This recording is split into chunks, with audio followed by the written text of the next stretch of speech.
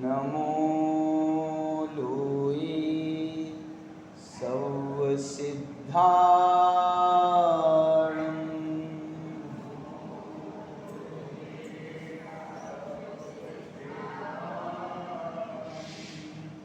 नमो लोये सर्वयायरियाणं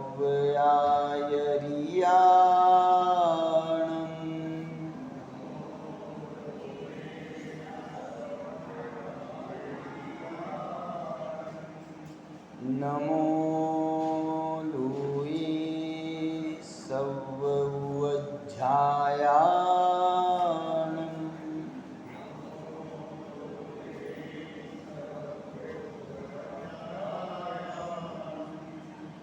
नमो लोये सर्वत्रिकालवर्ती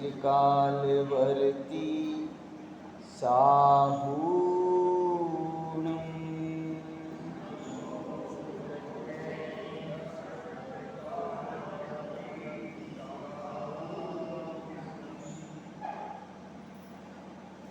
नमः समय साराय स्वानुभूत्या चकासते चित्स्वभावाय भावाय सर्वभावान्तरच्छिदे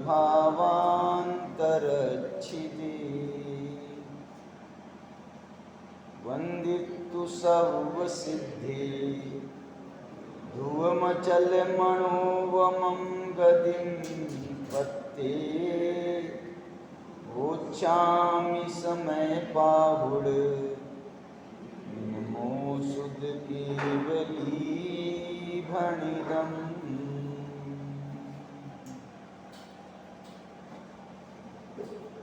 ये स्वरूप समझा बिना पाम्यो दुख अनंत समझाव्यो ते पद नमो श्री सद्गुरु भगवन।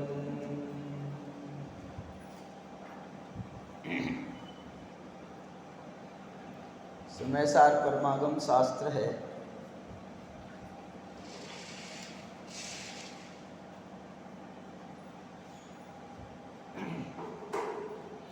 इसकी अपन यहाँ चर्चा करने वाले हैं। भाई साहब आ जाओ यहाँ।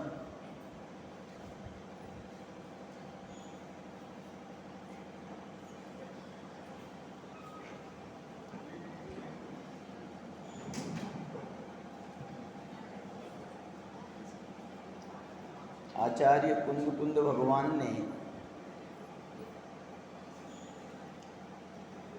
आज से 2400 वर्ष पहले ये समय सार की रचना की थी। ऐसा हम क्यों कह रहे हैं?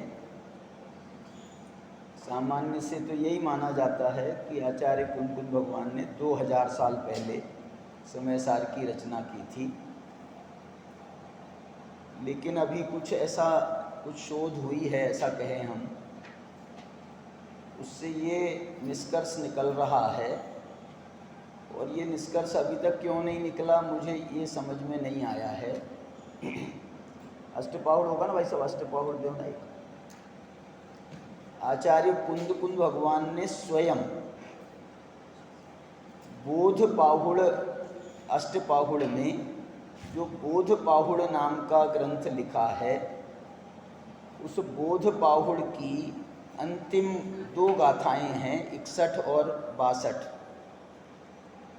इन 2 गाथाओं में उन्होंने स्वयं ऐसा 2 बार लिखा है कि मैं आचार्य भद्रबाहु का शिष्य हूँ।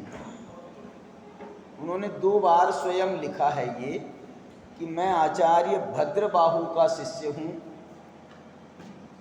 और एक बार तो वो ये लिखते हैं कि मैं भद्रबाहु का शिष्य हूँ, और दूसरी बार वो ये लिखते हैं कि भद्रबाहु मेरे गुरु हैं।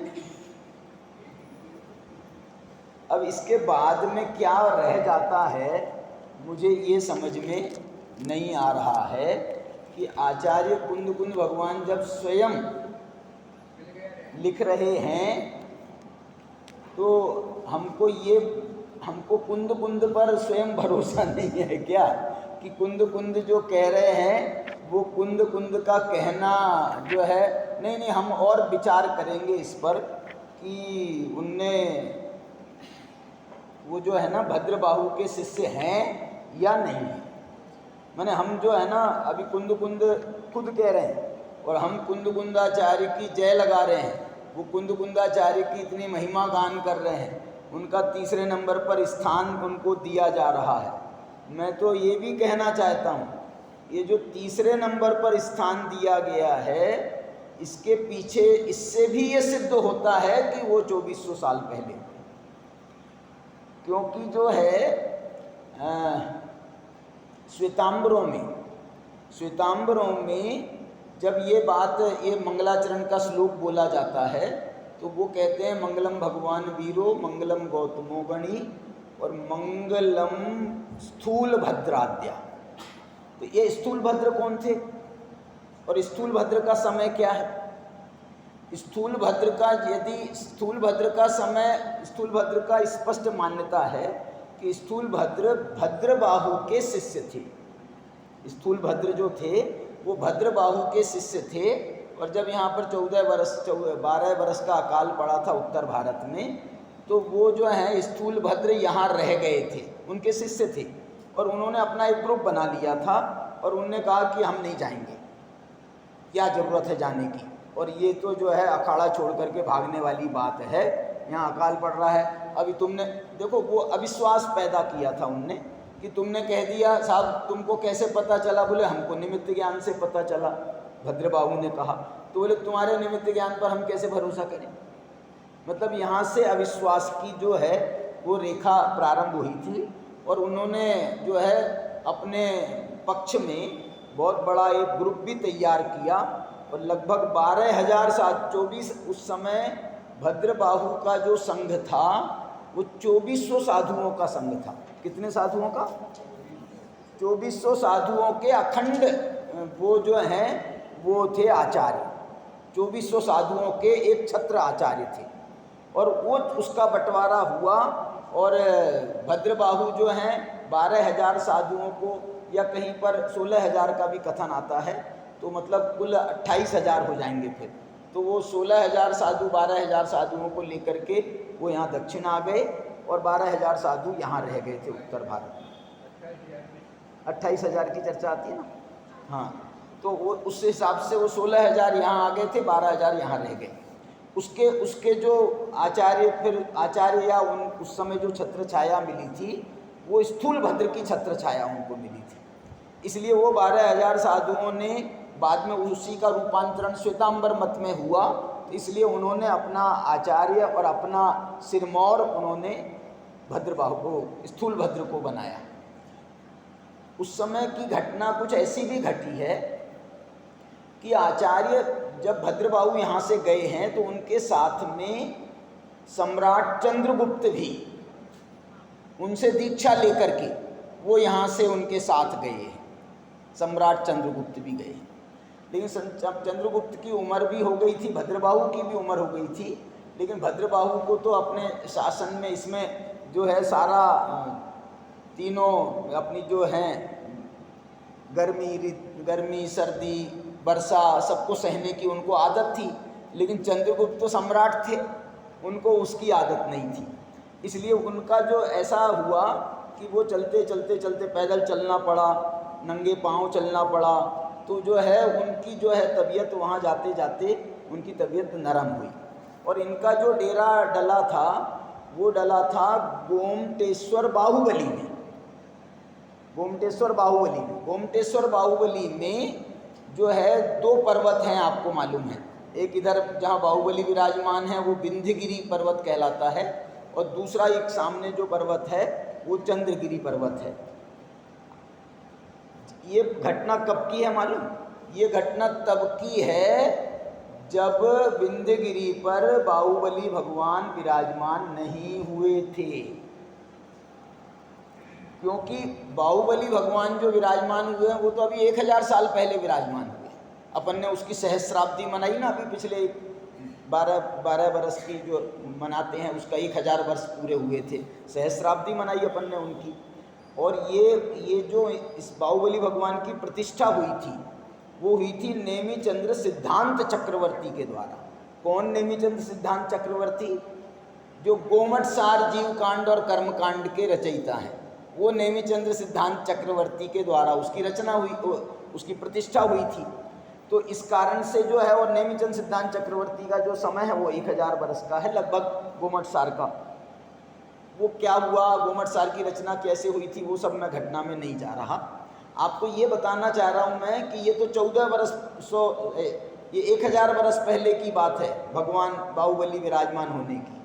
और ये जो घटना मैं आपको सुना रहा हूँ ये 2400 वर्ष पहले की बात है, जिस समय भद्रबाहु का शासन था। और ये भद्रबाहु कौन से भद्रबाहु हैं? ये कौन से भद्रबाहु हैं? ये अंतिम श्रुत केवली भद्रबाहु हैं। और अंतिम श्रुत केवली भद्रबाहु का जो समय है वो लगभग भगवान महावीर के निर्वाण के 150 वर्ष के बाद का है। तो 150 वर्ष के बाद का है। और अभी भगवान महावीर के निर्वाण को कितना समय हुआ है? लगभग 2550 वर्ष हुए हैं। तो 150 वर्ष का जो मैं आपको हिसाब बता रहा हूँ वो 150 वर्ष के बाद का है। तो 2400 वर्ष पहले ये भद्रबाहु हुए। चंद्रगुप्त का भी हमको काल मालूम है, चंद्रगुप्त का काल तो जो है इतिहास से निकल जाएगा। तो 2400 वर्ष के लगभग का उनका काल है। चंद्रगुप्त मौर्य, चंद्रगुप्त मौर्य माने उनके पुत्र का नाम था बिंबसार और उनके पुत्र थे अशोक। जो सम्राट अशोक ने शासन किया है हमारे देश पर, वो जो है वो चंद्रगुप्त के पोते थे, मतलब पुत्र के पुत्र थे, पौत्र थे। तो ये जो है ये चंद्रगुप्त उस समय, अभी अपन जाए ना वहाँ पर चंद्रगिरी पर्वत पर, तो वहाँ पर 2 गुफाएं मिलती हैं। मंदिर तो बहुत सारे हैं चंद्रगिरी पर्वत पर, बहुत सारे मंदिर हैं। बिंदगिरी पर एक ही मंदिर है, बाहुबली भगवान अकेले विराजमान है। लेकिन चंद्रगिरी जो है ना, ये जो है ना पर्वत ऐसा है, बिंदगिरी ऐसा पर्वत है और चंद्रगिरी जो है ऊपर जाकर के ऐसा फैल गया है। तो ऊपर जाने के बाद में वहाँ पर इतना फैला है, इसलिए वहाँ पर बहुत सारे मंदिर हैं। वहाँ पर बहुत सारे मंदिरों की वंदना होती है। वहाँ पर चंद्रगुप्त के नाम पर एक मंदिर है, चंद्रगुप्त बसदी के नाम से, और एक वहाँ पर चंद्रगुप्त की गुफा है। जो बसदी है वहाँ पर तो समझ लो वो रहे होंगे कुछ समय, जो चातुर्मास आदि किया वहाँ पर, तो वहाँ पर वो चंद्रगुप्त का के नाम, असल में नहीं, चंद्रगुप्त के नाम पर जो बसदी मंदिर है उस सम्राट अशोक ने अपने दादा के नाम पर उसकी रचना करी थी और उसके कारण से उसका नाम, मंदिर का नाम चंद्रगुप्त बसदी उसका रखा गया। वहाँ पर बहुत सारे चित्र बने हुए हैं, ऐसे बहुत सारे चित्र बने हैं, और जिसमें जो है ये सारी घटनाओं का दिग्दर्शन है, 12 वर्ष के अकाल वगैरह का, ये सब दिग्दर्शन उसमें है। एक वहाँ पर चंद्रगुप्त की गुफा है। वो चंद्रगुप्त की गुफा ये कह रही है कि यहाँ चंद्रगुप्त की समाधि हुई थी। मतलब वो चंद्रगुप्त जो है ना बहुत समय तक मुनि उसमें रहे नहीं, मुनि चर्या में। और वो जो है उनका 1 साल 2 साल 3 साल जितने साल रहे होंगे उतने साल रहे, और उसके बाद में उनकी वहाँ पर समाधि हुई। भद्रबाहु ने उनकी समाधि कराई, और उसके बाद में भद्रबाहु भी बहुत समय तक नहीं रहे। भद्रबाहु भी बहुत समय तक नहीं रहे और भद्रबाहु की भी समाधि हुई है, भद्रबाहु की भी समाधि हो गई। लेकिन अब मैं जो बीच की कड़ी जोड़ करके आपको बताना चाह रहा हूँ, वो बीच की कड़ी ये है कि उस समय आचार्य कुंद पहले से दीक्षित थे। आचार्य कुंद पहले से दीक्षित थे, लेकिन उनके गुरु के साथ में ऐसा कहते हैं, उनने जो अपने दीक्षा गुरु का नाम नहीं लिया है, तो उनके गुरु के साथ में कोई ऐसी घटना घटी है जिसके कारण से, जैसे और भी बहुत सारे साधु हुए ना कि जिनके साथ में कोई घटना घट जाए तो उनके अपवाद हो जाता है उनके, तो कुंद के गुरु के नाम से अपवाद हुआ, तो कुंद ने उनका नामोल्लेख नहीं किया, दीक्षा गुरु का नामोल्लेख नहीं किया। लेकिन वो जो है वो उसके बाद में इनके साथ इनके संघ में सम्मिलित हुए, कुंद कुंद इनके संघ में सम्मिलित हुए। इनने दीक्षा नहीं दी, भद्रबाहु ने उनको दीक्षा नहीं दी।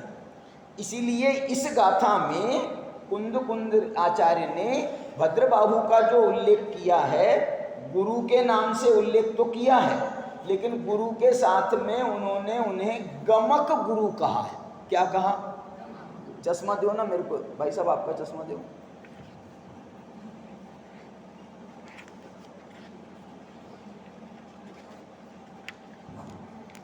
देखो, मैं आपके सामने ये दोनों गाथाएं पढ़ रहा हूं।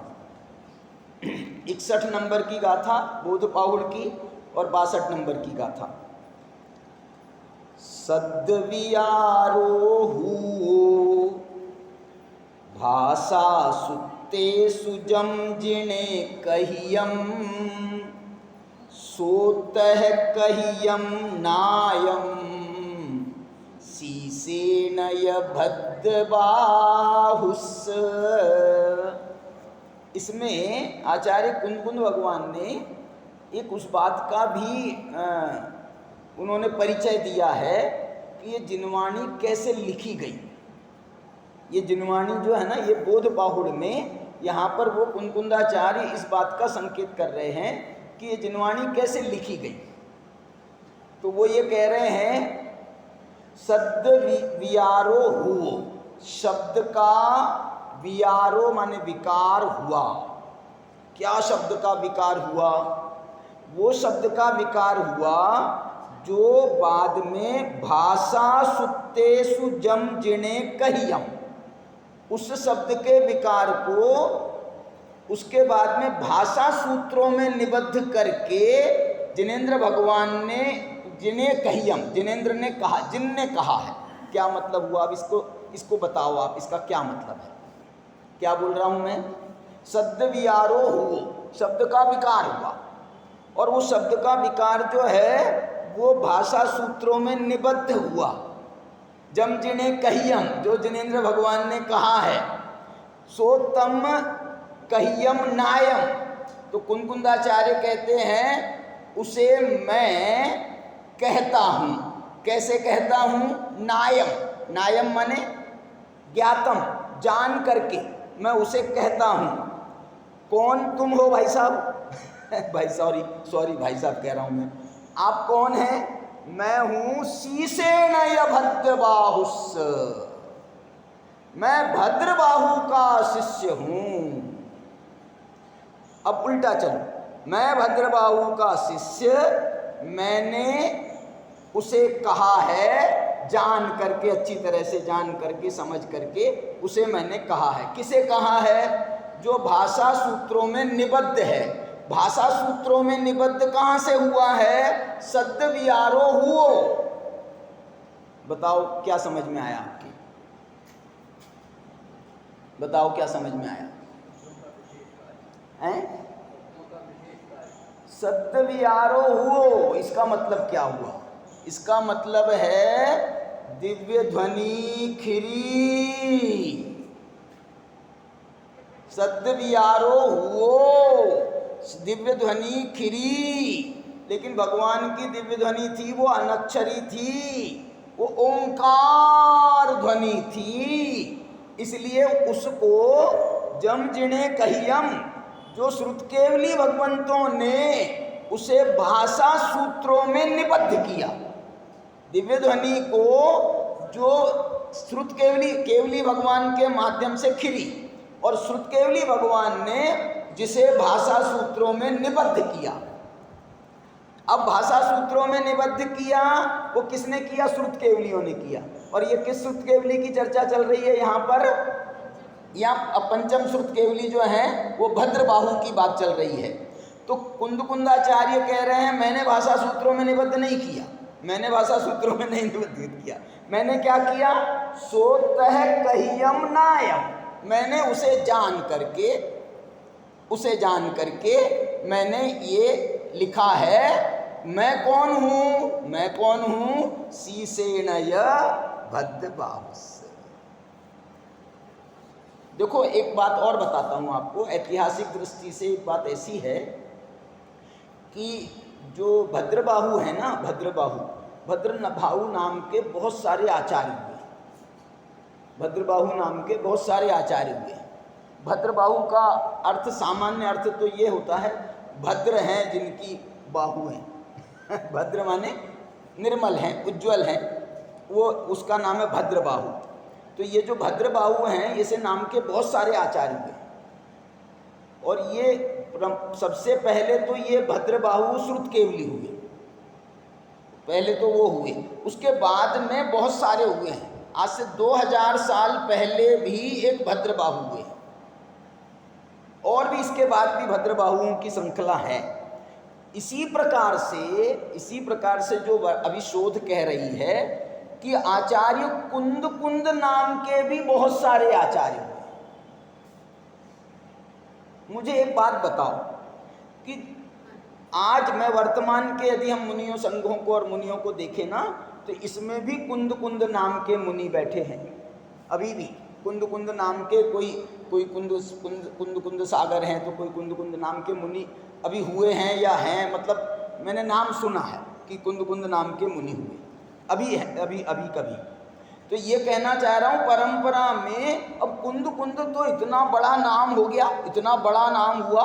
मंगलम भगवान वीरो मंगलम गौतमो गणी के बाद में हम कुंद का स्मरण कर रहे हैं। तो क्या कुंद नाम के और किसी ने कुंद का नाम रखा नहीं होगा? बताओ। भद्रबाहु के तो प्रमाण, इसके प्रमाण मिल नहीं रहे, ये बात भी सही है। और प्रमाण मिल रहे हैं ना, तो वो प्रमाण क्या हुआ है, मैं ये उसको जो शोध कह रही है वो यही कह रही है कि कुंद नाम के अनेक आचार्य हुए हैं, और उनके सारे सबके कामों को हमने एक ही कुंद का समझ लिया। क्या बोला? सारे जितने कुंद हुए हैं ना, उनने जो काम किया है, हमने एक ही कुंद के नाम से समझ लिया कि ये सब कुंद ने लिखा, कुंद ने लिखा। कुंद ने 84 पाहुड़ लिखे थे। एक कुंद वो हुए थे, एक कुंद मतलब अब अपन कह रहे हैं कि अलग अलग हैं। अब अलग अलग हैं या एक हैं, ये इतिहास में और शोध का विषय है। लेकिन एक कुंद वहाँ गिरनार पर्वत पर गए थे, उनका श्वेतांबरों के साथ में बहुत बड़ा वाद हुआ था, और कहते हैं कौन सी देवी उस समय वहाँ प्रकट हुई थी, और उसने ये घोषणा की थी, वहाँ पर गिरनार पर्वत पर हुआ है कुंद के साथ में एक वाद विवाद, और वो ने घोषणा करी थी कि दिगंबर धर्म ही सच्चा है, ऐसा ये घोषणा हुई थी वो देवी के माध्यम से। तो ये भी एक कुंद हुए हैं। अब ये वही कुंद हैं या दूसरे कुंद हैं, ये विचारनीय बात है। ये जो 84 पाहुड़ लिखे हैं, ये कुंद हैं, और रचनाएं भी कुंद की हैं, और रचनाएं भी कुंद की हैं। जैसे हम कह रहे हैं ये रयण सार जो है ना, ये कुंद का कहलाता है। लेकिन बहुत सारे इतिहासकार कहते हैं कि ये इसकी भाषा जो है ना, और पंच परमागमों की भाषा से मैच नहीं करती है। तो हो सकता है ये कुंद कोई दूसरे कुंद हो। एक कुंद वो भी हैं, मालूम एक अपनी ये जो 10 भक्तियाँ हैं ना, 10 भक्ति, एक 10 भक्ति नाम की भी रचना है, भाई साहब ने उसका अनुवाद किया है। वो 10 भक्ति भी कुंद की मानी जाती है। 10 भक्ति माने मालूम किसे कहते हैं? 10 भक्ति, हाँ पंच कल्याणकों में ये 10 भक्ति से के 10 भक्ति के बिना तो काम नहीं चलता। 10 भक्ति के बिना काम नहीं चलता है, क्योंकि ऐसा उसके प्रतिष्ठा पाठों में उल्लेख है कि गर्भ कल्याणक के समय पर ये भक्ति का पाठ करें प्रतिष्ठाचार्य, जन्म कल्याणक के समय पर ये भक्ति का पाठ करें प्रतिष्ठाचार्य। एक बार मैं वो भाई साहब से पूछ रहा था, अभिनंदन जी प्रतिष्ठाचार्य से, कि भाई साहब ये आप कौन सी भक्तियाँ कब कराते हो? बोले मैं झगड़े में नहीं पड़ता। तो क्या करते हो आप? मैं तो बोले 10 की 10 भक्ति पढ़ लेता हूँ गर्भ कल्याणक में भी 10 पढ़ ली। जन्म बहुत बड़ी नहीं है, लेकिन 1 घंटे का समय लगभग लगता है उसमें। तो बोले मैं 2 भक्ति नहीं पढ़ता हूँ, मैं तो 10 भक्ति पढ़ लेता हूँ। आप उनके साथ में काम किया होगा, आपने मिले हों। हाँ पहले की बात है। तो मैं ये कह रहा हूँ, ये 10 भक्ति बहुत महत्वपूर्ण है, इसके बिना प्रतिष्ठा नहीं हो। जैसे हम कह रहे हैं ना कुंद कुंदाचार्य का नाम लिखा रहता है मूर्तियों में, कुंद कुंद आमनाए, ऐसे ये कुंद कुंद रचित ये 10 भक्तियों का भी पाठ उसमें होता है। अभी सम्मेद शिखर में जब अपना ये पंचकल्याणक हुआ था तो भाई साहब के पास में संदेश आया था कि भैया इसका हिंदी अनुवाद कर दो, पद्यानुवाद। तो भाई साहब ने उसका पद्यानुवाद किया था, सम्मेद शिखर के समय किया है उसका पद्यानुवाद। तो ये बताना मैं चाह रहा हूँ यहाँ पर वो कुंद कुंदाचार्य, एक कुंद कुंदाचार्य का उल्लेख और आता है। वो कौन से कुंद कुंद है मालूम?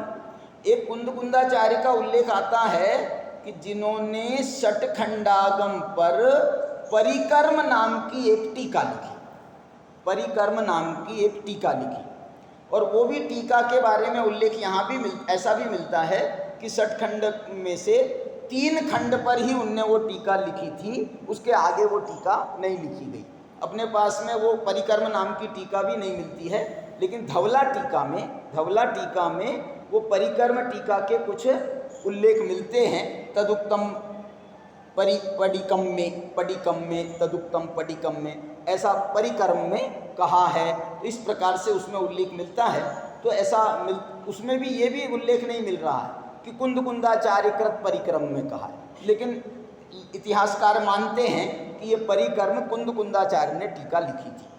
लेकिन प्रश्न ये है कि ये वही कुंद कुंद हैं जिनने ये समय सारादि ग्रंथ लिखे हैं, ये कैसे सिद्ध कर रहे हो आप? दूसरे कुंद कुंद नहीं हो सकते हैं क्या? इसलिए जो है ये बात मंजूर है कि हम मानने को तैयार हैं कि परिकर्म कुंद कुंद ने लिखी है टीका, लेकिन ये कुंद कुंद दूसरे कुंद कुंद हैं जो षटखंडागम की रचना के बाद धरसेन आचार्य के बाद हुए हैं। आपको मालूम है धरसेन आचार्य का क्या समय है? धवला आदि टीका में धरसेन आचार्य का समय माना है 683 वर्ष निर्वाण, भगवान के निर्वाण के बाद 683 वर्ष। अब यदि 683 वर्ष का माने तो फिर ये जो आप अपन कहते हैं कि भैया भगवान महावीर के निर्वाण के 500 वर्ष के बाद में, अथवा अभी से 2000 वर्ष पहले कुंद कुंदाचार्य ने समय सार लिखा, तो ये बात भी गलत होती है, क्योंकि 683 निर्वाण के बाद में हो गए, 700 वर्ष वैसे हो गए, तो 1800 वर्ष पहले सिद्ध होंगे कुंद कुंद। इसलिए श्वेतांबर साहित्यकार तो यही कहते हैं कि जो है 2री 3री शताब्दी में उसके पहले कुंद कुंद नहीं माने जा सकते, उसके पहले कुंद कुंद नहीं माने जा सकते। कुंद कुंदाचार्य के संबंध में मतलब मैं ये कहना चाह रहा हूँ, ये जो शोध हो रही है, और यदि शोध यदि सही दिशा में जाती है तो ये एक बहुत बड़ा रिसर्च होगा, बहुत बड़ा रिसर्च होगा जैन समाज के लिए। क्या होगा कि आचार्य कुंद कुंद 2400 वर्ष पहले सिद्ध होंगे, और ये जो साहित्य हम जो है 2000 वर्ष पहले का मान रहे हैं, ये 2400 वर्ष पहले होगा। और ये समझ में आएगा कि ये जो जितना साहित्य हमको मिल रहा है वर्तमान में, ये सब आचार्य कुंद कुंद के रचना के बाद हुआ है। इसका एक कारण और भी है, षटखंडागम बाद में लिखा गया, षटखंडागम 683 वर्ष के बाद में लिखा गया है। और ये जो कथा आती है ना, अपने यहाँ ऐसी भी घटना आपको आती, सुना होगा आपने कि भैया भगवान महावीर के निर्वाण के 500 वर्ष तक तो कुछ लिखा ही नहीं गया, मौखिक रूप से ही सब चल रहा था, मौखिक रूप से ही चल रहा था। लेकिन ये बात ऐसी नहीं है, जरूरी नहीं है।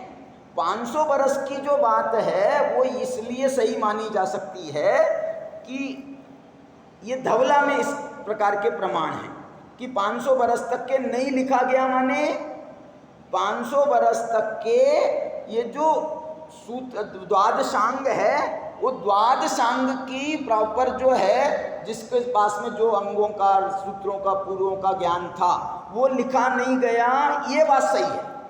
और धरसेन आचार्य तो ये कह रहे हैं कि भैया मेरे पास में कुछ ज्ञान है, मेरे पास में अमुक पूर्व का, अमुक अंग का, अमुक वस्तु का वगैरह वगैरह अधिकार का मुझे कुछ ज्ञान है, और मैं ये ज्ञान देना चाहता हूँ, मैं ये ज्ञान देना चाहता हूँ। तो उस समय जो है कोई संघ में वहाँ पर हो रहा था, वहीं पर अंकलेश्वर वगैरह कहाँ की बात है, तो वहाँ पर कोई बड़ी वाचना चल रही थी, बहुत सारे मुनियों का संग था, वहाँ पर उनका पत्र पहुँचा था या उनका संदेश पहुँचा था धरसेन आचार्य का।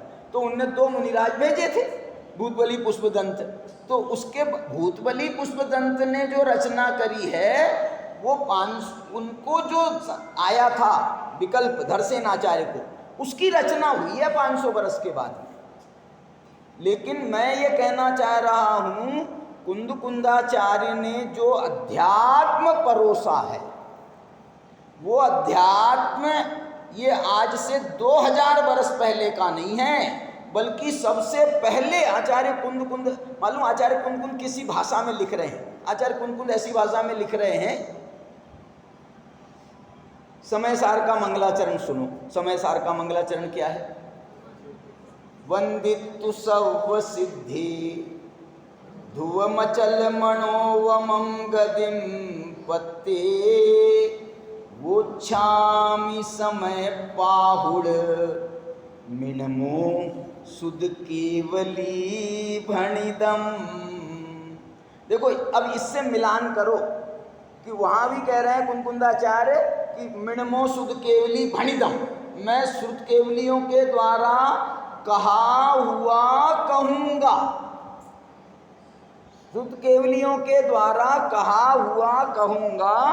मतलब इसमें ऐसे संकेत इस भाषा में कुंदकुंदाचार्य लिख रहे हैं कि जैसे उनको भद्रबाहु ने कहा है और इन्होंने उसे सुना है, और उसको सुनने के बाद में इन्होंने उसकी रचना शब्द के माध्यम से करी है। वो चामी समय पाहुड़ मिणमो सुध केवली भणिदम, मैंने सुध केवलियों से सुना और आपको बता रहा हूँ, मैंने सुध केवलियों से सुना और आपको बता रहा हूँ। ऐसा भाषा तो ये है ना।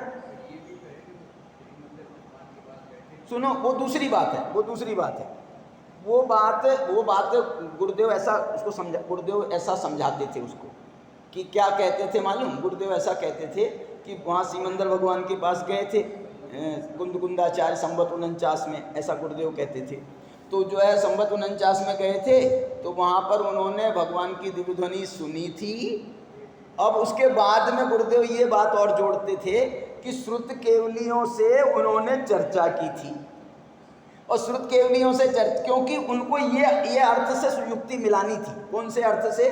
शुद्ध केवली भणिदम, शुद्ध केवली भणिदम से उनको युक्ति मिलानी थी ना। तो विदेश क्षेत्र गए थे, वहाँ श्रुत केवली मिले थे, क्योंकि गुरुदेव के सामने जो इतिहास आया था वो इतिहास में यही प्रस्तुत किया गया कि 49 संवत 49 में वो विदेश क्षेत्र में गए थे। तो गुरुदेव ने उसके हिसाब से व्याख्या करी थी।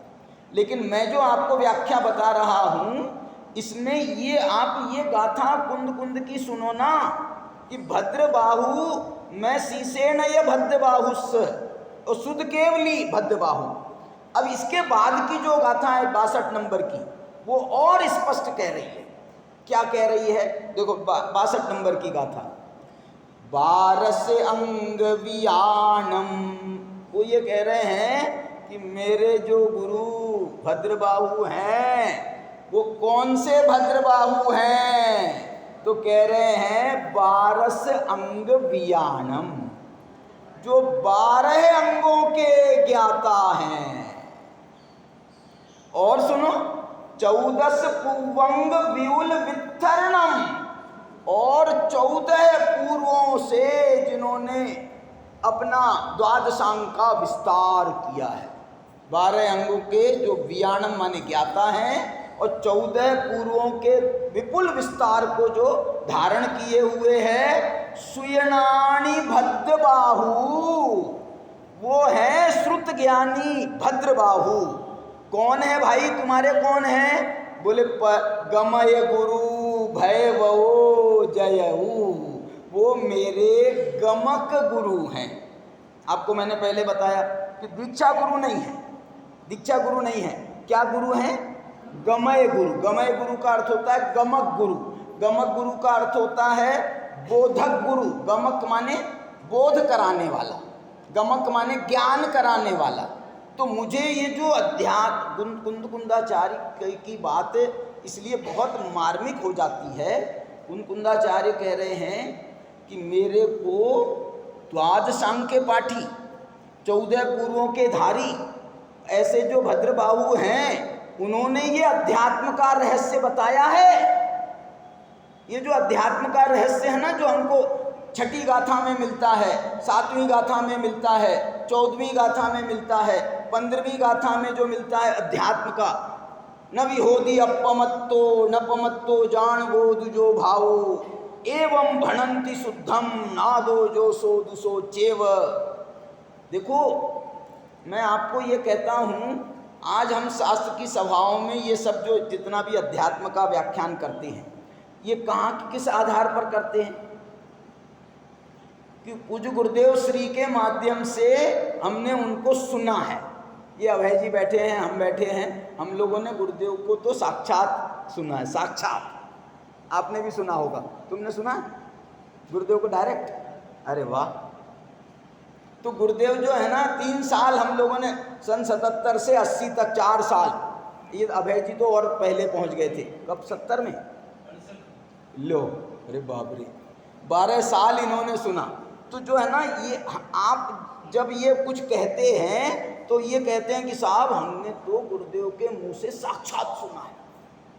ये इस बात में, इनकी बात में दम आता है। काहे से दम आता है? काहे से दम आता है? अरे हमने तो गुरुदेव की बात को डायरेक्ट सुना है, और 1 बार नहीं, 2 बार नहीं, बोलो सन 68 से 12 साल सुना है। मेरे को तो 3-4 साल से ज़्यादा नहीं मिला। तो हम फिर भी हमको भी दम आता है कि साहब हमने भी सुना है, हमने भी सुना है। लेकिन वो जो सुना है और वो जो गुरुदेव का जो अपन ने देखा ना, उनका आप दृश्य देखो, उनके तो बहुत सारे ऐसे चित्र भी आते हैं, ऐसा जैसे अंदर से उछाला आ रहा हो, अंदर से उछाला आ रहा हो। तो ये बात मैं आपको कुंद कुंदाचार्य और भद्रबाहु के साथ में जोड़ के बताना चाह रहा हूँ। कुंद कुंदाचार्य को ये जो उछाला आता था, वो उछाला आता था, वो इस बात से आता था, अरे मुझे तो आचार्य भद्रबाहु ने, जो द्वादश संघ के पाठी थे, ये जो लिखे 12 संघ वियाणम, जो 14 पूर्वों के धारी थे, उन्होंने इस रहस्य को बताया है। और बताऊं क्या बताया है उन्होंने? उसने ये रहस्य, उन्होंने क्या रहस्य बताया?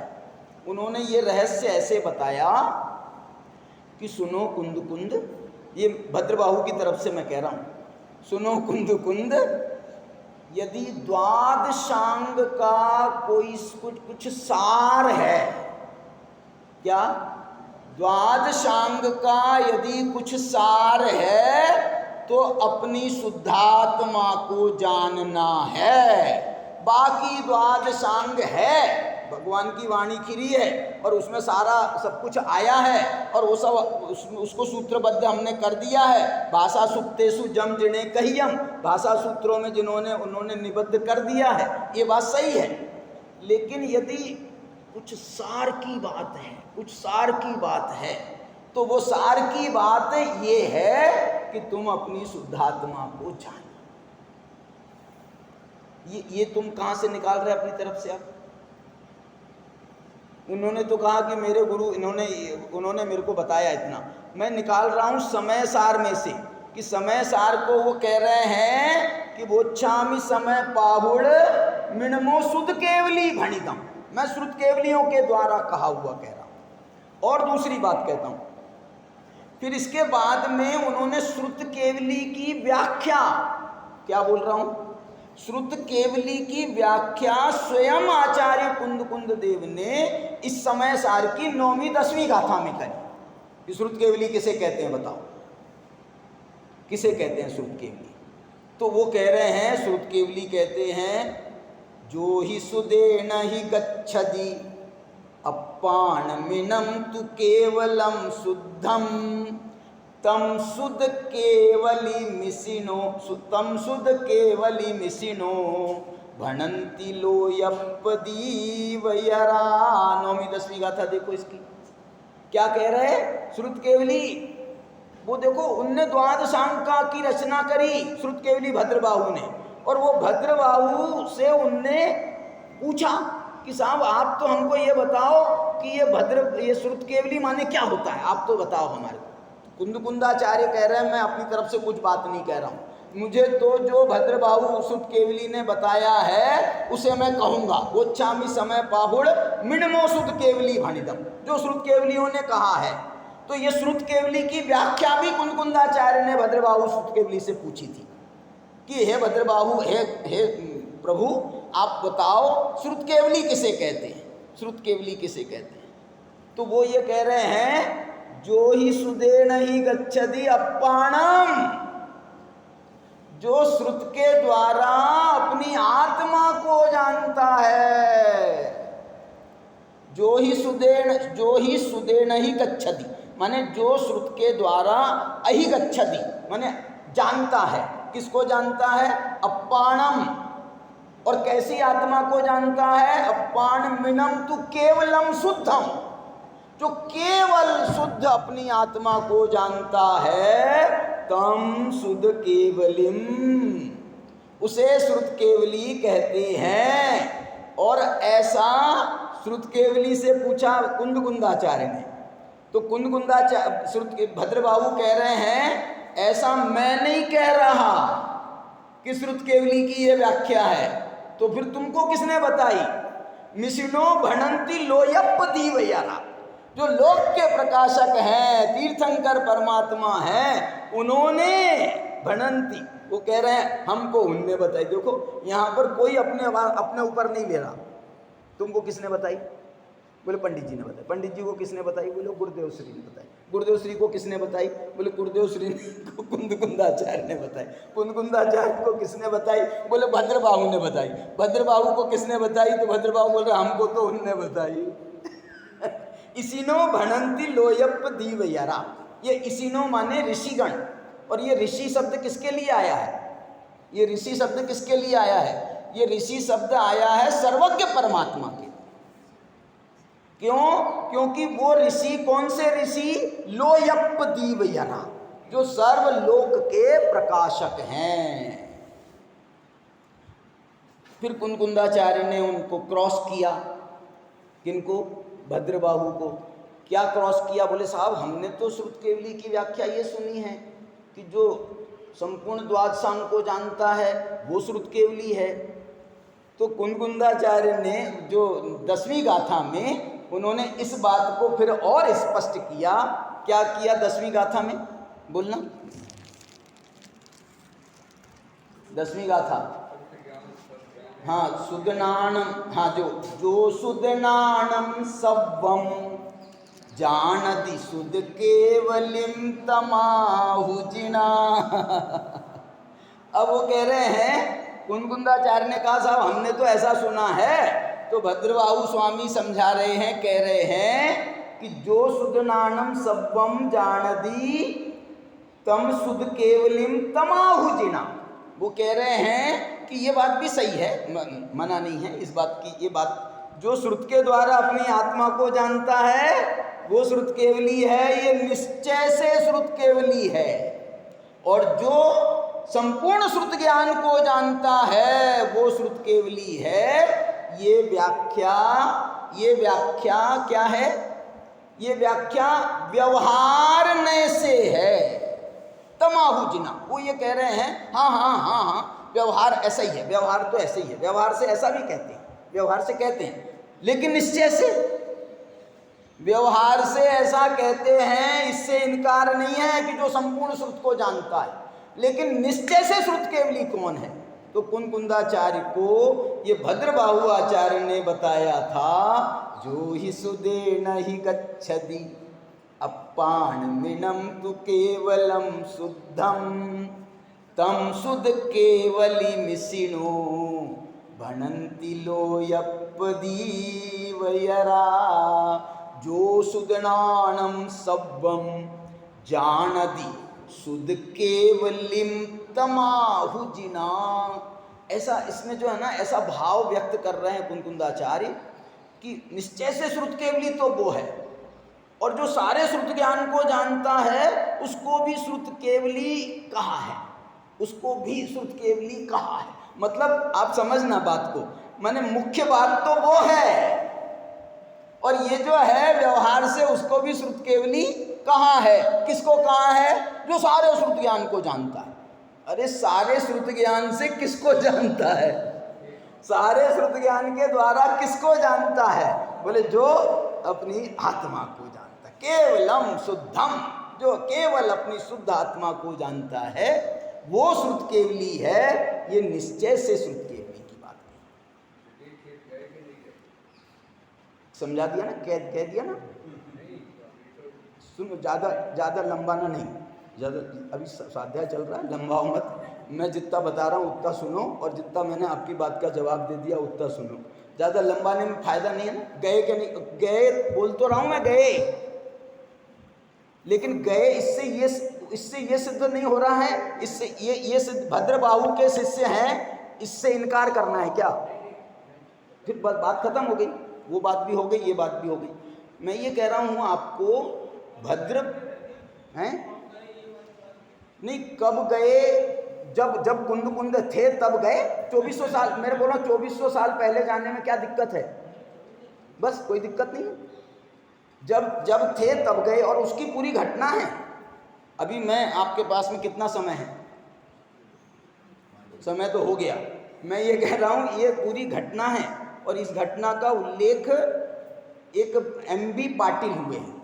एम.बी. पाटिल, उन्होंने आचार्य कुंद देव नाम से एक पूरी किताब लिखी है। पूरा उपन्यास की शैली में उन्होंने पूरी कथा लिखी है कुंदाचार्य की। और उन्होंने उन्होंने भी ये संकेत किया अपनी किताब में कि कुंदाचार्य जब बोध बाहुड़ में ऐसा लिख रहे हैं तो उनको 2400 वर्ष पहले क्यों नहीं माना जाता है।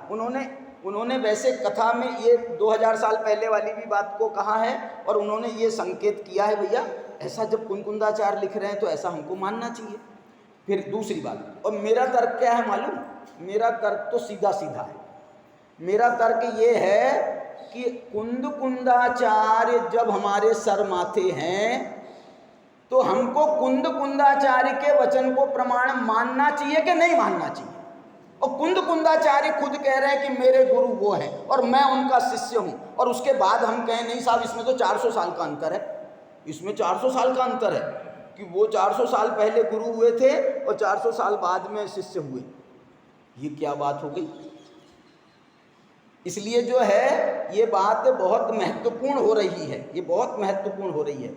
और इसके उसमें देखो ना अपन पूरा, तो हमको पूरा ख्याल में आ जाएगा कि ये बात कुंदाचार्य ने जो समय सार में समझाई है वह क्या था मालूम? विदेह क्षेत्र वाली घटना आपको 2 मिनट में सुनाता हूँ। एक बार कुंदाचार्य ने चातुर्मास किया, वो जो जैसा उन्होंने एम.बी. पाटिल ने लिखा है। कहाँ किया चातुर्मास? पोन्नूर में पोन्नूर उनकी तपस्या भूमि रही है, तो पोन्नूर में वो चातुर्मास किया था।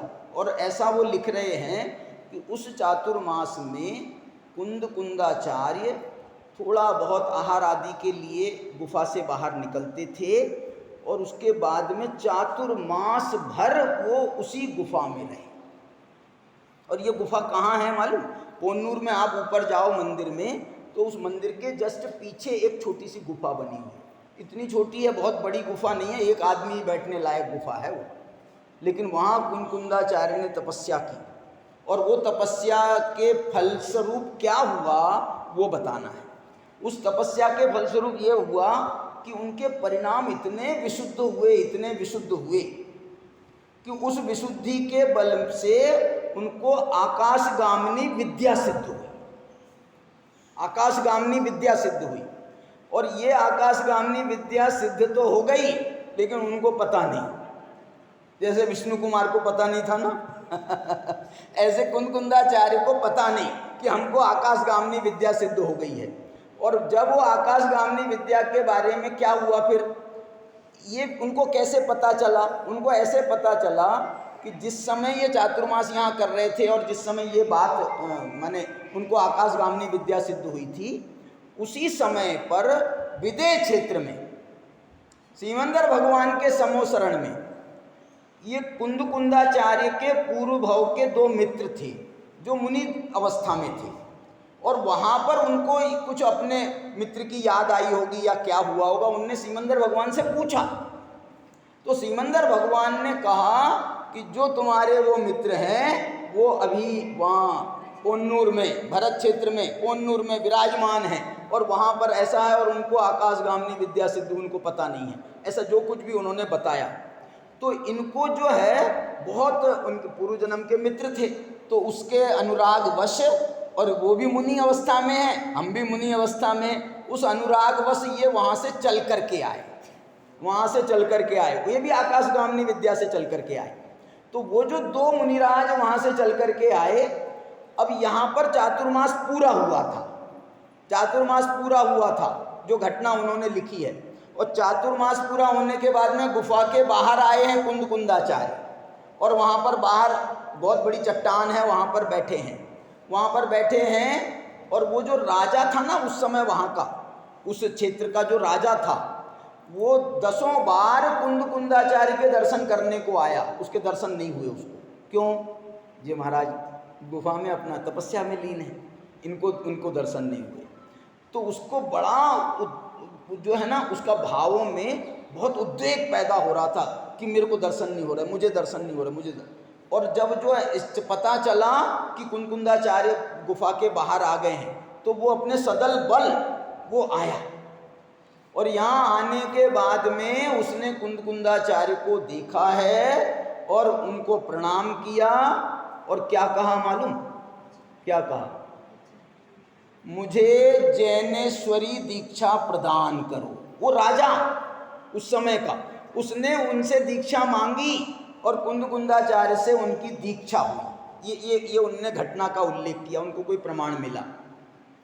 अब यहाँ पर क्या हुआ, सारी सभा बैठी हुई है, सारी सभा बैठी हुई है, और वहाँ दूर आकाश में एक कोई इंद्रधनुष जैसा कुछ आकृति दिखी, इंद्रधनुष जैसी आकृति दिखी। और वहाँ से क्या देखते हैं लोग देख रहे हैं इंद्रधनुष। यहाँ देखो कुंदकुंदाचार्य गुफा से बाहर आए हैं, इनके दर्शन हुए हैं, हमारे महाराज दीक्षित हुए हैं, और देखो उसकी समझ लो प्रकृति भी उसकी अनुमोदना कर रही है, और इंद्रधनुष बन के तैयार हो गया। वहाँ लोग देख ही रहे हैं इंद्रधनुष को, टकटकी लगा करके धीरे धीरे धीरे धीरे वो इंद्रधनुष की आकृति 2 नग्न दिगंबर मुनिराजों में बदल गई। नग्न दिगंबर मुनिराज वहाँ से चले आ रहे हैं, और वो आए बोले ये तो यहीं आ रहे हैं, ये तो यहीं आ रहे हैं, और आकर के वो उनके कुंदकुंदाचार्य के पास में आकर के विराजमान हो गए। अब उन्होंने जो है अपनी समाचारी करी। समाचारी समझते हो?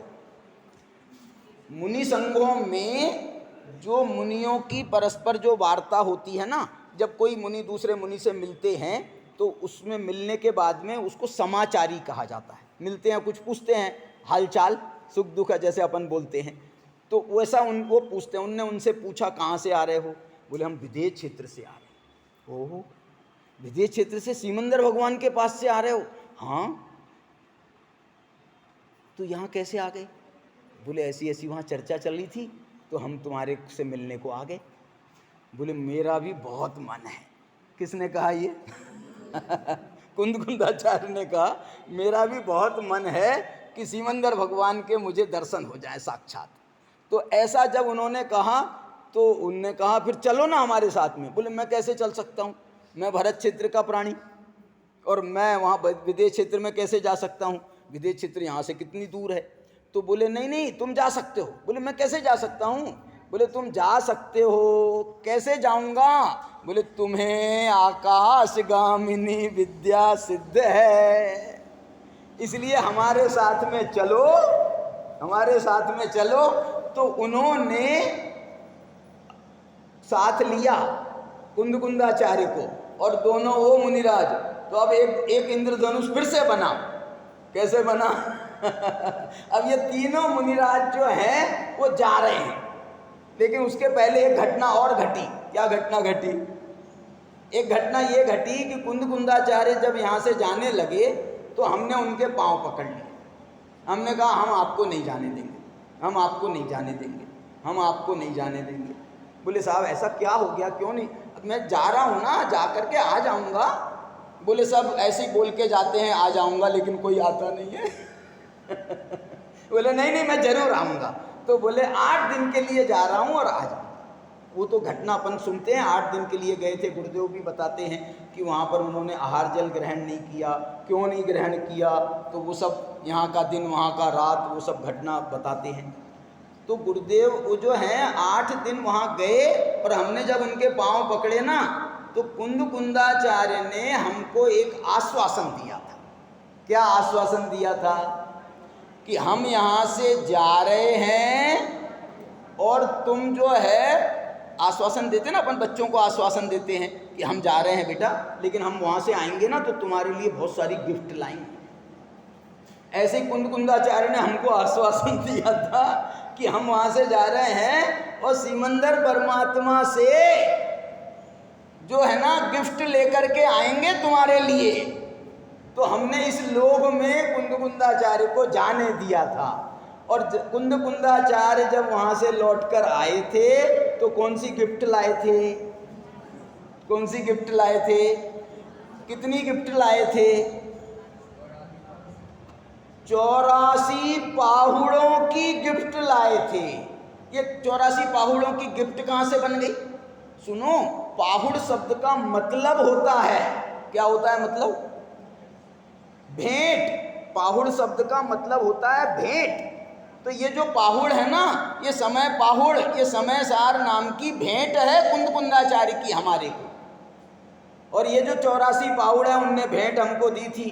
अब बच्चे तो बच्चे हैं, वो मम्मी जब भेंट देती है तब तो बहुत खुश होते हैं, कोई वो देती ना गिफ्ट तो बहुत खुश होते हैं। और उसके बाद में क्या होता है, फिर वो वहाँ पड़ा है, वो वहाँ पड़ा है। ऐसे ही हमने भी वो 84 पाहुड़ों की संभाल नहीं करी, तो ये 12-15 जो पाहुड़ बचे हैं वो आज हमारे पास में उपलब्ध हैं। और उनको उनके द्वारा जो है ये पूरा पंचम काल का काम जो चलने वाला है ये उनके माध्यम से चलने वाला है।